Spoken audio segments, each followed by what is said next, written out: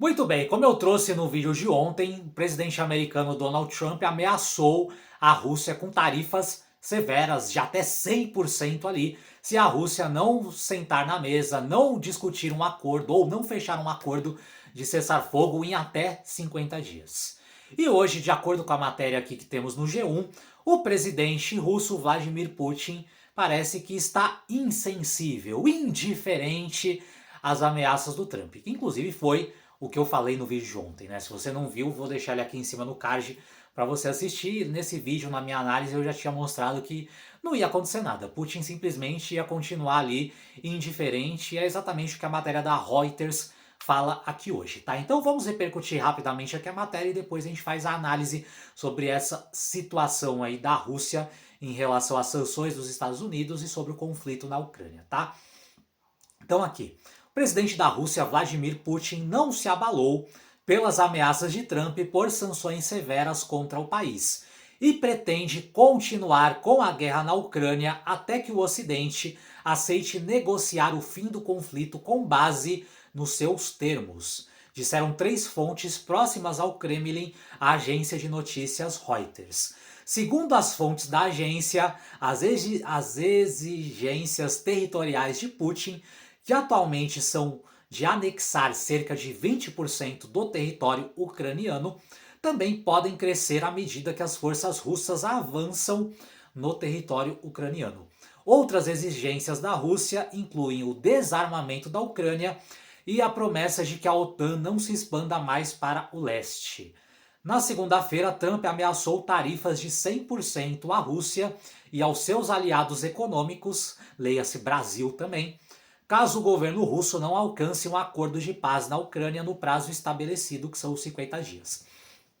O presidente americano afirmou em entrevista à emissora BBC do Reino Unido que ainda não desistiu do Putin, apesar de estar decepcionado com ele. Dicas sobre a interpretação de Putin sobre as ameaças de Trump apareceram nas reações de diversas autoridades russas nesta terça-feira, que ganharam destaque nas agências estatais do seu país. Seu aliado, o vice-presidente do Conselho de Segurança, Dmitry Medvedev, disse que a Rússia não se importa, já o Kremlin chamou a fala de séria. As condições russas para o fim do cessar-fogo são as seguintes: reconhecimento da Crimeia, Lugansk, Donetsk, Zaporizhia e Kherson, regiões ocupadas atualmente pelas tropas russas, como território da Rússia. Retirada completa das tropas ucranianas desses territórios. Interrupção de fornecimento de armas e de inteligência militar do Ocidente à Ucrânia. Realização de eleições na Ucrânia. Limitação do exército ucraniano, tanto da quantidade de tropas quanto de armas. Proibição da Ucrânia de ter armas nucleares e de abrigar esses armamentos em seus territórios, tá? Tem outras coisas que se fala aqui na matéria, mas basicamente é isso, tá? Como eu falei no vídeo de ontem, Putin não vai ceder. Ele já começou a guerra com esses objetivos, ele já deixou claro que ele não vai ceder uma vírgula. Só existem duas maneiras dessa guerra acabar. Ou uma delas é o Putin conseguindo tudo aquilo que ele quer, é ele avançando cada vez mais pela Ucrânia e conquistando todo o território ucraniano. Ou o outro caminho realmente é o Ocidente cedendo e entregando tudo o que o Putin quer, que inclusive era o que parecia o que o Trump queria fazer no início do seu mandato, né? Mas graças a Deus isso não aconteceu. E o terceiro caminho que me veio agora à cabeça é de fato a Ucrânia conseguir reverter esse jogo, é os Estados Unidos realmente apoiarem maciçamente o esforço defensivo da Ucrânia, começarem realmente a atacarem armas lá dentro da Ucrânia e de alguma forma os ucranianos conseguirem expulsar os russos dos territórios ocupados, que é o objetivo da Ucrânia desde o início da guerra, desde o início do conflito. São os três únicos caminhos, tá?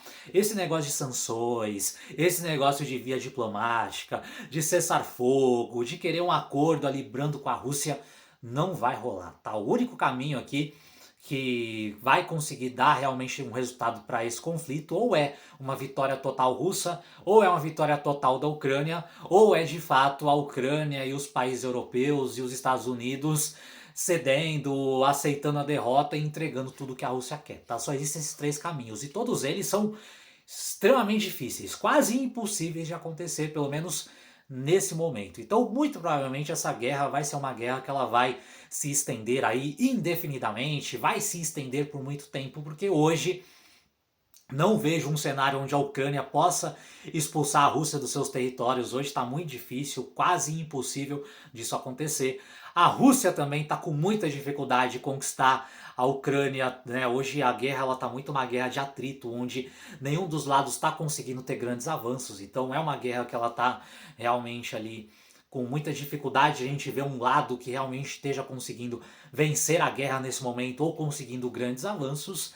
E também já está bem claro que nem Estados Unidos nem a Europa vão aceitar uma rendição incondicional da Ucrânia, que no fundo é o que a Rússia quer. Então a guerra, pode ter certeza, vai continuar, pelo menos enquanto a Ucrânia tiver uma capacidade ali mínima de defesa, vai continuar, tá? Porque desses três cenários, o único cenário que eu acho que é mais possível de se concretizar aí nos próximos meses ou nos próximos anos é a Rússia realmente ali avançando e conquistando a Ucrânia. Principalmente se os Estados Unidos pararem de fornecer ajuda, pararem de fornecer armamento e a Ucrânia e a União Europeia não conseguirem se sustentar ou manterem um esforço defensivo, tá? Então, essa é a esperança russa, tá? E na verdade é nisso que eles acreditam, por isso que eles são tão firmes ou estão tão firmes em relação a manter as suas exigências, porque eles sabem, cara, dificilmente ou quase, de maneira quase impossível a Ucrânia vai vencer essa guerra ou expulsar a Rússia dos territórios conquistados. Então,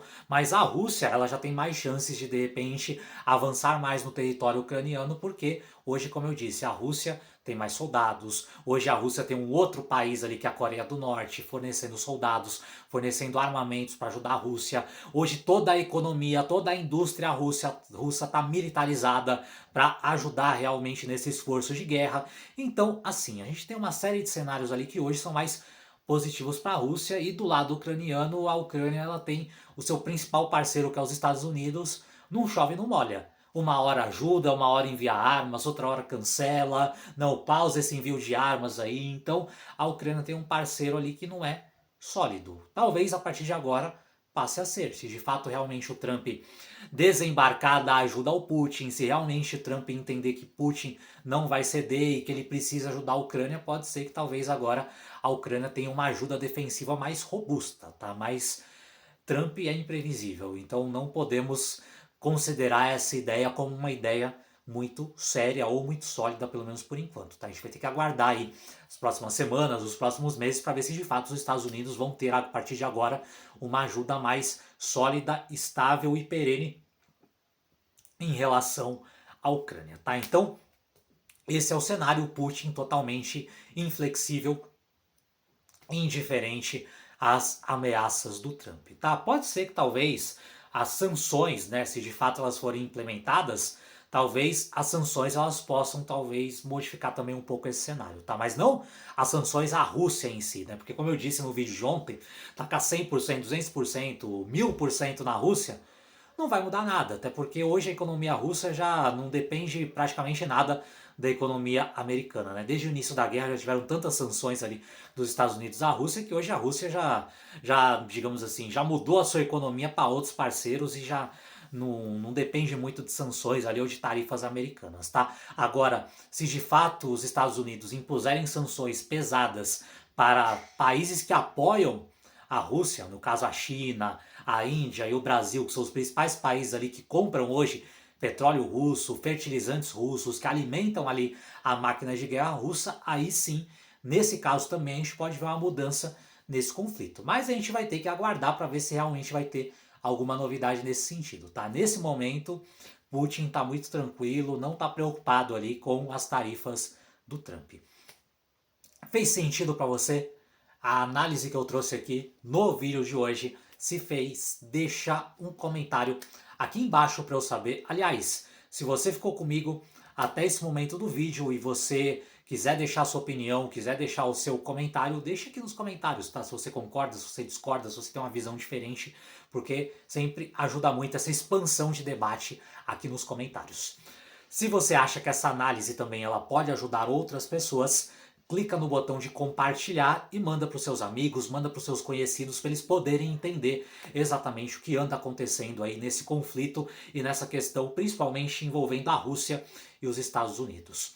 Se você gostou desse vídeo, não esqueça também de deixar o seu like, de deixar sua curtida e não esquece também de se inscrever aqui no canal e ativar o sino das notificações para receber o aviso sempre que eu postar um vídeo novo, lembrando que praticamente todos os dias temos vídeos novos aqui no canal, sempre com conteúdos novos e atualizados com tudo que vem acontecendo na política e na geopolítica do Brasil e do mundo.